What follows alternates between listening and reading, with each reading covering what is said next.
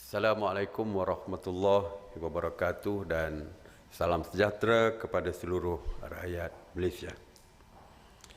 Dalam laporan PDRM hari ini, PDRM dan ATM telah mengadakan sebanyak 824 sekatan jalan raya di seluruh negara dan melakukan pemeriksaan ke atas 603,314 kenderaan yang menunjukkan pertambahan kenderaan.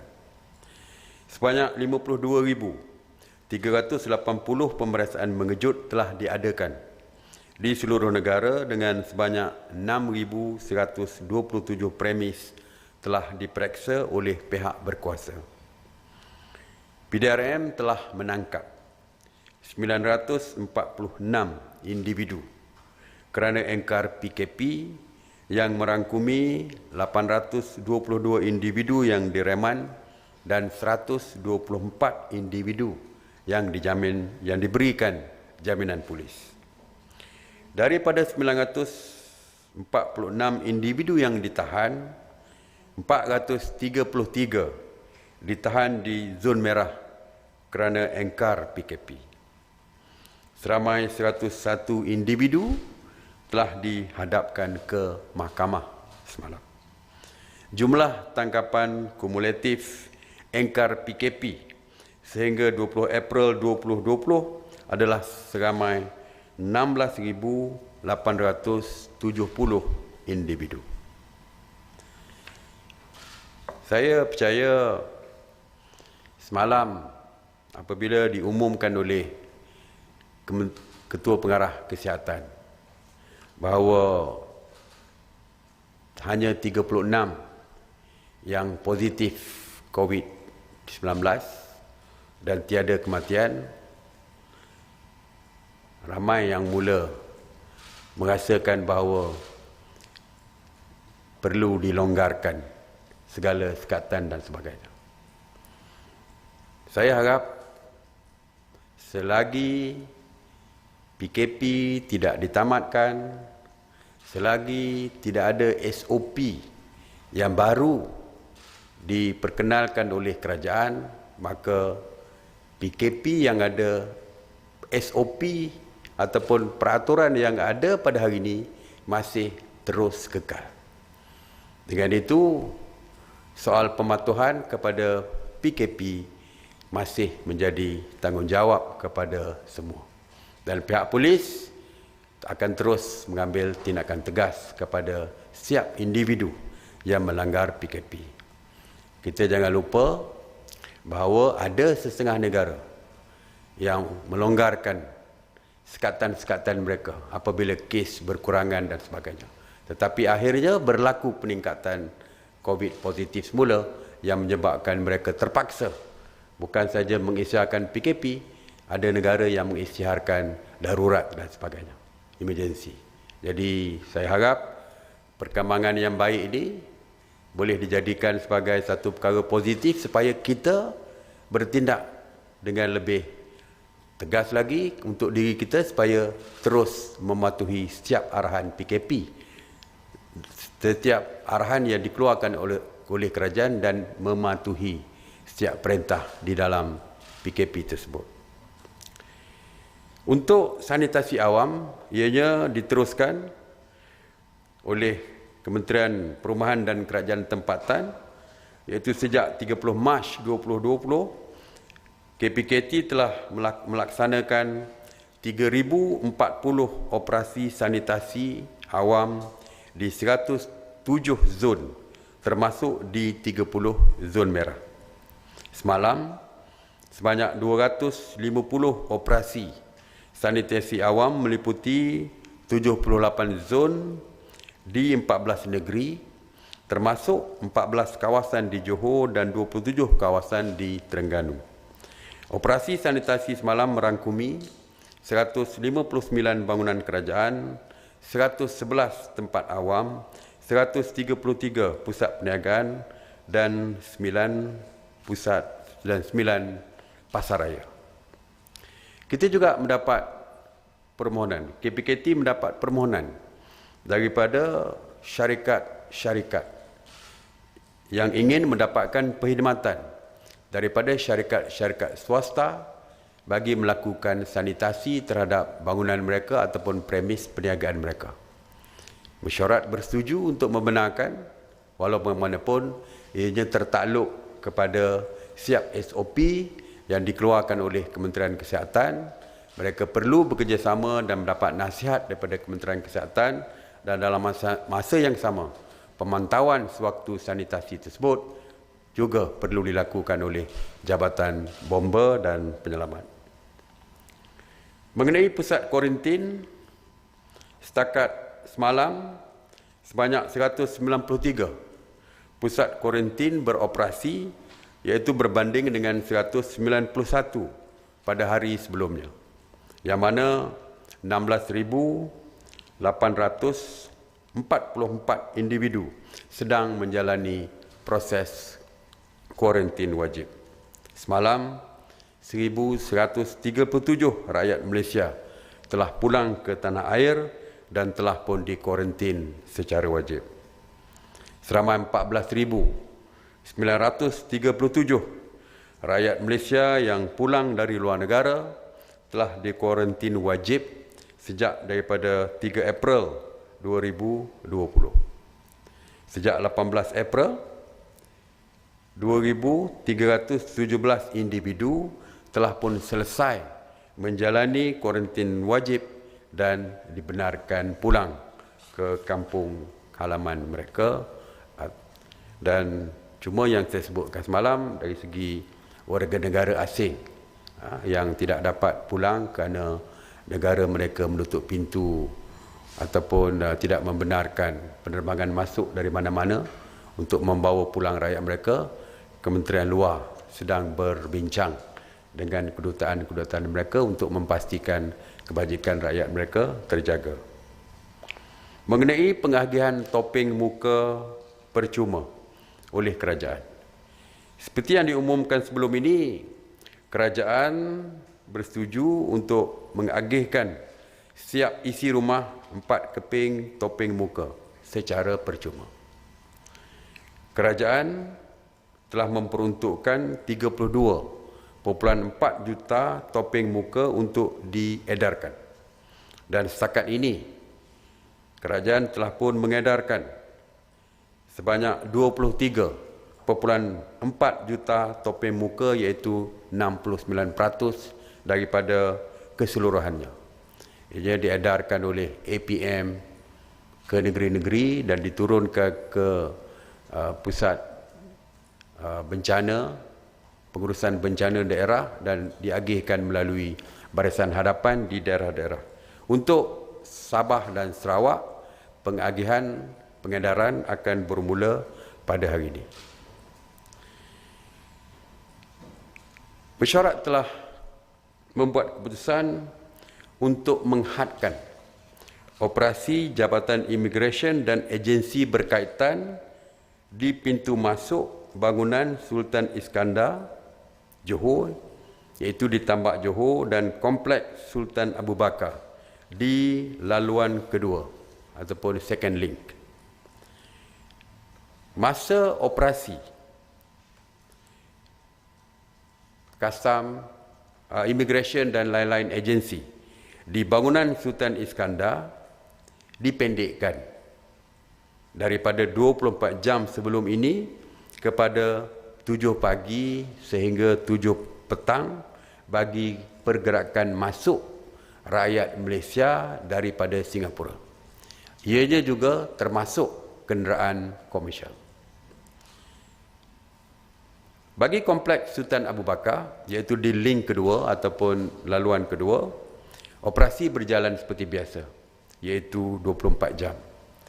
Maka jika ada kecemasan, ada keperluan rakyat kita untuk pulang ke Malaysia selepas waktu pusat di link pertama ataupun di Tambak Johor ditutup, mereka boleh menggunakan link kedua untuk pulang jika ada kecemasan seperti kematian dan sebagainya. Walaupun ditutup, pukul 7 dah ditutup di Tambak Johor, tetapi mereka masih boleh balik dengan menggunakan link kedua. Dan di situ, di link kedua, kenderaan komersial boleh bergerak seperti biasa.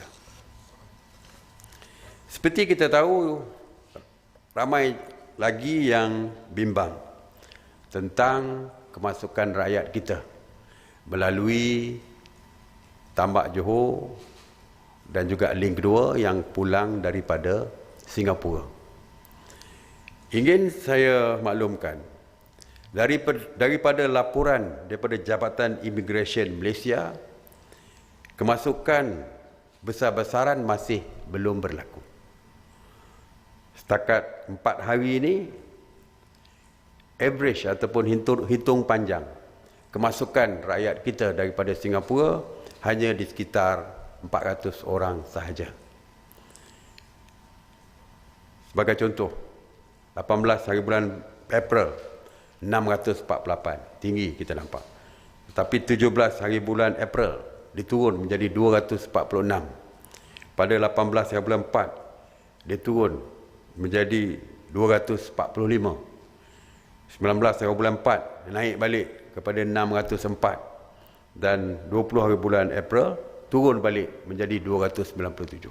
Jadi kita masih mampu dengan kemasukan secara tidak besar seperti yang saya sebutkan tadi.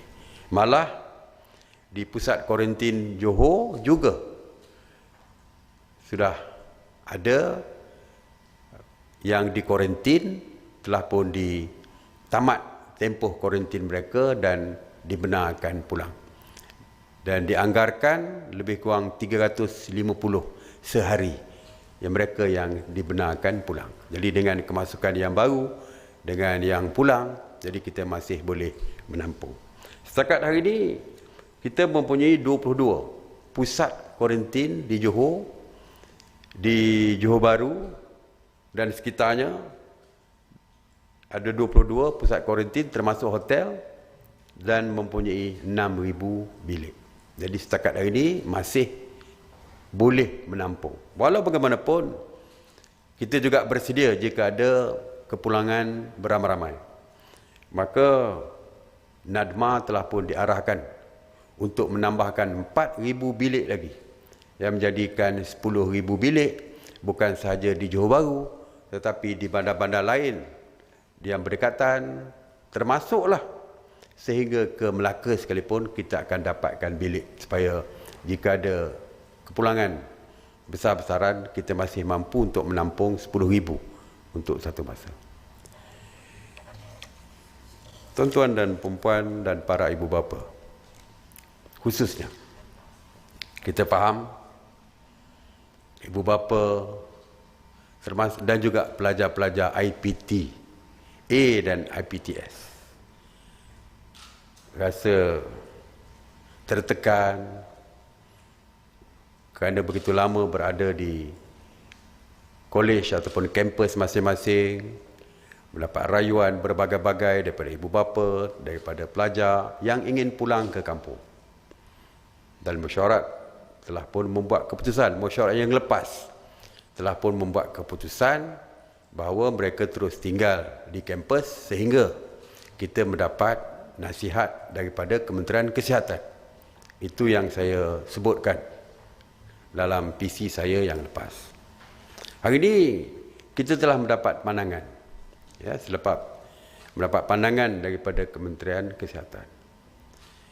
Mereka telah berada di kampus ataupun di kolej mereka lebih daripada 28 hari.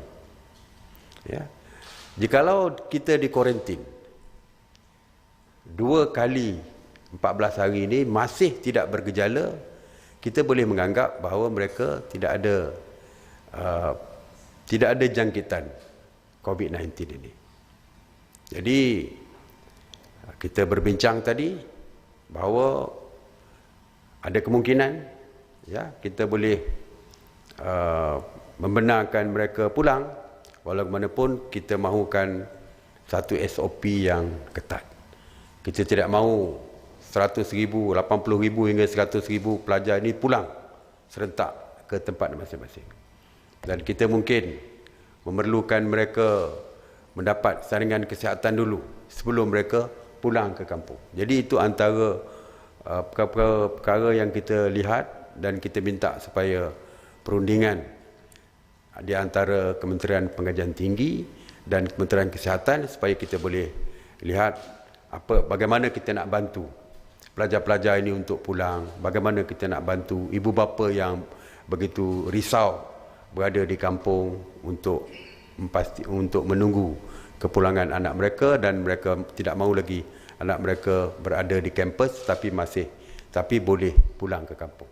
Jadi detail SOP-nya akan kita lihat secara teliti, terutamanya kalau dibenarkan dari segi bagaimana kepulangan mereka tu dapat kita manage supaya tidak menimbulkan kesesakan dan sebagainya. Dalam masa yang sama juga kita melihat ramai juga yang sudah pun pulang ke kampung, terlalu lama di kampung. Mereka ingin pulang ke tempat kerja masing-masing. InsyaAllah kita juga akan lihat perkara tersebut. Kita akan dapatkan nasihat daripada Kementerian Kesihatan. InsyaAllah kita akan lihat perkara ini kerana kita juga tahu bahawa 1 bulan lebih sudah berada di kampung mungkin meresahkan mereka. Jadi itu pun kita akan lihat bagaimana cara dan sebagainya, kaedah-kaedah dan sebagainya. Jadi itu saja untuk hari ini. Terima kasih sekali lagi. Saya harap semua kita patuhi segala arahan yang dikeluarkan oleh kerajaan bagi kita memastikan rantaian COVID-19 ini dapat kita putuskan dan dapat kita segera tamatkan PKP ini. Terus tinggal di rumah bagi pastikan diri, keluarga dan masyarakat terselamat daripada COVID-19. Stay home, stay safe. Terima kasih. Saya buka kepada soalan. Assalamualaikum Datuk Seri. Erwan daripada Bernama. Ada 2 soalan di sini. Satu, Pasar Borong Selayang tutup 4 hari untuk sanitasi. Dan rentetan itu, sudah ada kerisauan akan berlaku kekurangan bahan mentah di sekitar Lembah Kelang. So, apa tindakan kerajaan atasinya? Yang kedua, jika ia dibuka, apa prosedur untuk membenarkan peniaga atau pemborong ini masuk berniaga? Sebab kita tahu kawasan sekitar Pasar Borong itu adalah dikenakan PKPD. So, sekian. Okey. Sebenarnya kita menutup kawasan di sekitar, ya, tetapi ramai daripada pekerja-pekerja di Pasar Borong itu adalah mungkin terdiri daripada mereka yang tinggal di kawasan sekitar. Jadi tujuan penutupan tersebut bukan selama 14 hari seperti kita membuat PKPD di kawasan sekitar, tetapi kita hanya menutup selama 4 hari, iaitu sehingga hari Khamis, supaya sanitasi boleh dilaksanakan di Pasar Borong tersebut. Jadi kita nak supaya bila kita buka nanti, kawasan itu telah pun disanitasikan untuk kesihatan. Ya, jadi untuk peniaga-peniaga tu mungkin kita akan kita minta Kementerian Kesihatan lah untuk mengambil tindakan bagi memastikan mereka juga tiada jangkitan COVID-19 ini. Ya.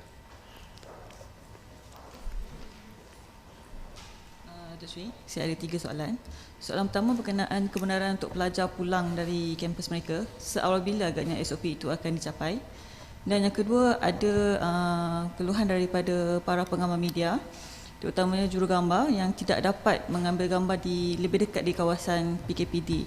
Kerana sebelum ini mereka dakwa mereka boleh mengambil gambar di luar kawat berduri, tapi sekarang mereka kena ada lebih kurang 200 ke 300 meter jauh.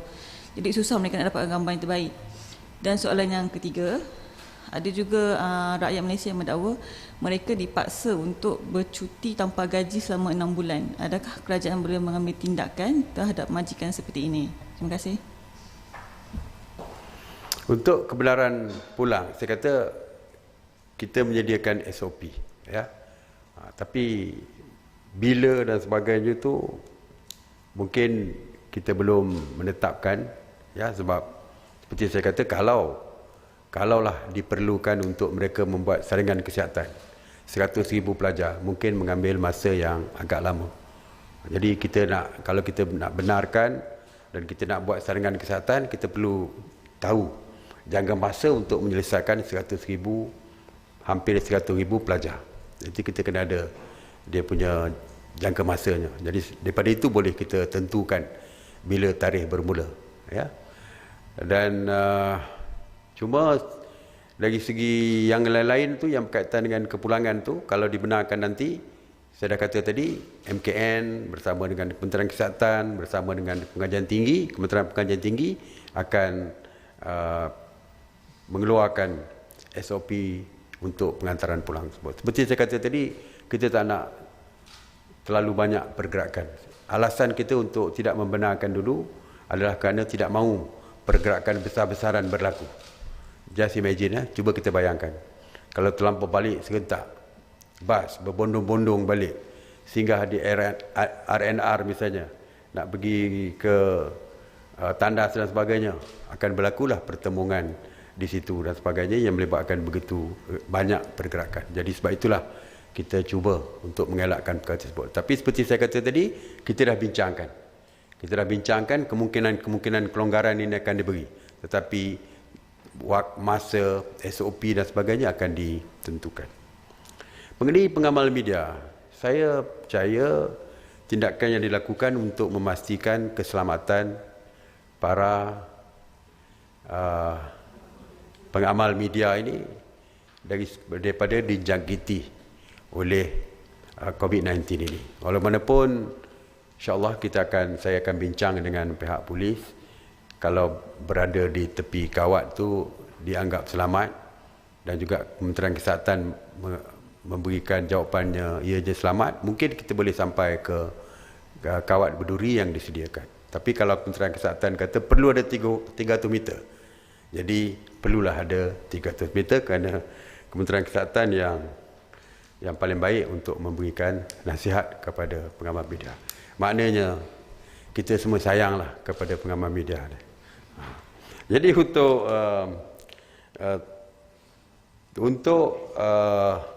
yang cuti tanpa gaji, saya akan bincang dengan Kementerian Sumber Manusia untuk kita lihat dari segi mungkin akta-akta yang berkaitan ada, sama ada membenarkan atau tidak membenarkan, insya-Allah.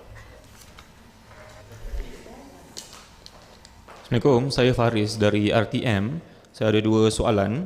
Okey, yang pertama mengenai keluhan golongan OKU seperti yang cacat penglihatan yang tak tahu bagaimana nak cek status bantuan prihatin nasional sama ada lulus ataupun tak. Itu yang pertama. Dan yang kedua, berkaitan dengan bazar Ramadan, ada sesetengah penganjur bazar Ramadan yang telah pun mengambil duit deposit daripada peniaga-peniaga, tetapi apabila diumumkan untuk tempoh PKP ini tiada bazar Ramadan, ada penganjur seperti yang terjadi di Melaka, mereka enggan untuk memulangkan semula duit peniaga yang telah pun diberikan ataupun hanya mungkin sebahagian saja yang dipulangkan dalam 30%. Jadi nak tahu bagaimana kerajaan melihat perkara itu untuk tidak membiarkan peniaga terkesan. Yang pertamanya dari segi golongan OKU untuk mendapatkan BPN untuk memeriksa nama mereka di dalam senarai dan sebagainya. Saya dah sebutkan bahawa ada 2 cara. Yang pertamanya boleh hubungi pejabat JKM kerana mereka tentu saja merupakan klien kepada JKM. Yang keduanya, mereka mempunyai pemimpin-pemimpin di dalam komuniti itu, ada pemimpinnya. Kita ada struktur yang jelas di dalam negara kita ni. Kita ada ketua kampung, kita ada ketua parti dan sebagainya. Jadi saya minta mereka menghubungi kepimpinan di dalam komuniti mereka ataupun JKM untuk pastikan kita semua, pemimpin ataupun JKM, boleh membantu mereka. Yang keduanya, dari segi bazar Ramadan, saya harap janganlah ada sesiapa pun yang mengambil kesempatan daripada kesusahan orang lain. Mereka bayar deposit dan sebagainya dengan harapan bazar Ramadan akan dibuka. Dan kajian telah pun membuat keputusan tidak membenarkan pasar Ramadan dibuka. Jadi saya berharaplah pulangkan keseluruhan deposit atau bayaran yang telah pun dibuat. Kita ambil contoh yang berlaku di DBKL. DBKL memulangkan keseluruhan bayaran yang dibuat oleh tuan-tuan punya gerai yang mendaftarkan diri kepada DBKL. Ataupun sekurang-kurangnya kalau tak nak pulang balik pun wang tersebut boleh digunakan sebagai deposit untuk tahun akan datang misalnya. Tapi sebaik-baiknya pulangkan kepada mereka yang telah pun membayar. Jadi saya meminta dan menyeru kepada semua penganjur sama ada PBT ataupun siapa sekalipun supaya memulangkan wang mereka tersebut. Wang yang dibayar oleh peniaga-peniaga di Pasar Ramadan. Alright. Sekali lagi, terima kasih. Assalamualaikum warahmatullahi wabarakatuh.